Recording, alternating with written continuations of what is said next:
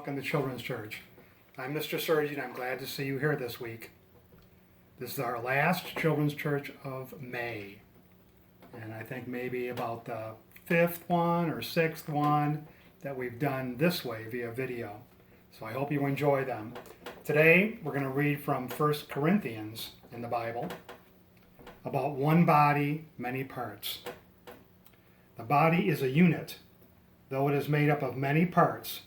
And though all of its parts are many, they form one body. So it is with Christ, for we were all baptized by one Spirit into one body. So let's talk about the parts of the body. Remember, there's one body. The body has ears to hear. Some bodies have hair, some don't. The body has a nose and eyes.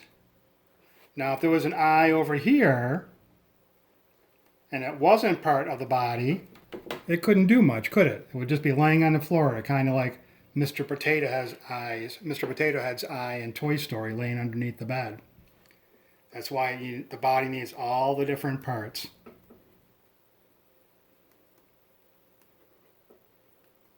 Eyes, we need a mouth to speak kind words to each other. We need hands. We need feet so that we can walk. What other parts of the body do you think we need? Let me see. I think that's the majority of them. Maybe I'll put like a little collar on this guy and a belt so he's enclosed. So all these different parts of the body are very important because then the body can function and do what God wanted the body to do. And when God's telling us this story, he's saying just like we need all these different parts for our body to work, there's also just one church. And that God has given us all different spiritual gifts so that we can make that one church work, just like all the different parts of the body make the one body work. So this represents some gifts that God might have given us so that we can make his church run properly. So I'll pull out different items and you can try to guess what gift that is that God has given us. Look at this one here. What gift do you think that is? Maybe it's the gift of being good at art. So you could be an artist or an interior designer or a painter. So we'll put that there. Next, what about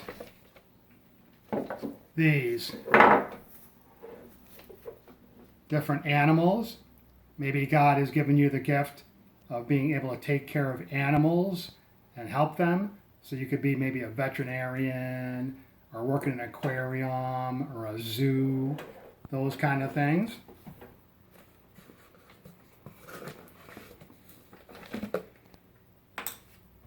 What about this one? Right, this means you're good at sports. Maybe soccer or gymnastics or baseball. So let me slide these things over here. Next I'm going to do a hard one. What do you think this one could mean? This is a magnifying glass. You see it in movies sometimes when they're going like this and looking at stuff. Maybe if you're good at figuring things out, you can be a detective when you grow older and use a magnifying glass. What about this one? A light bulb. What could that mean? Right, maybe you're going to be an electrician. You have the gift of figuring out all wiring and how it has to go, and you can use that for the church. Let's see what else we have in here.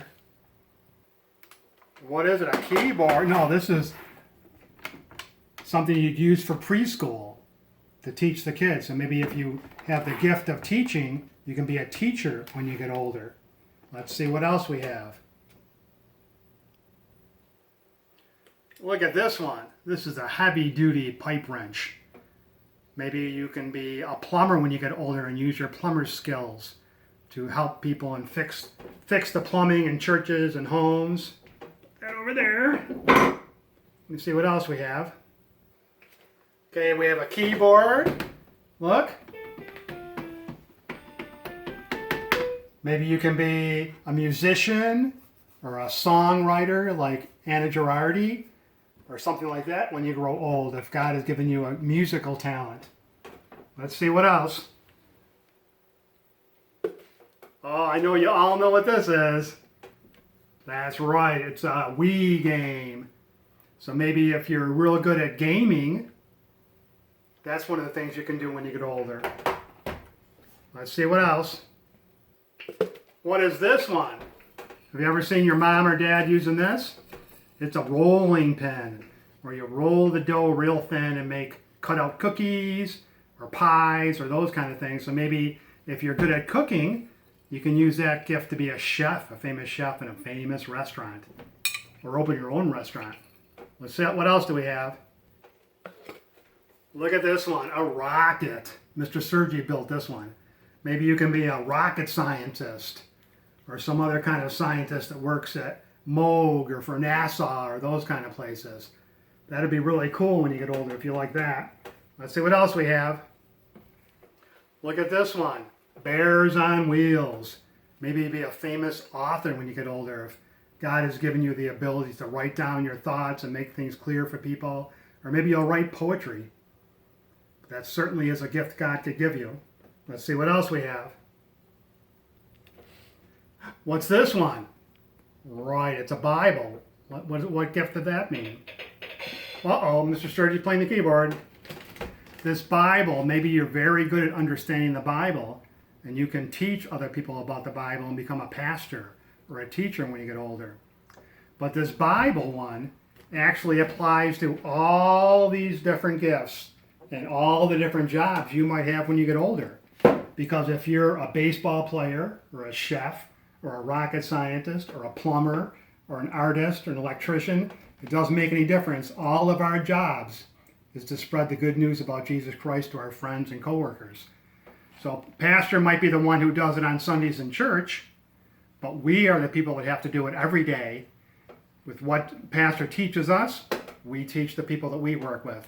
So that's why we're all kind of like mini pastors when we're away from church.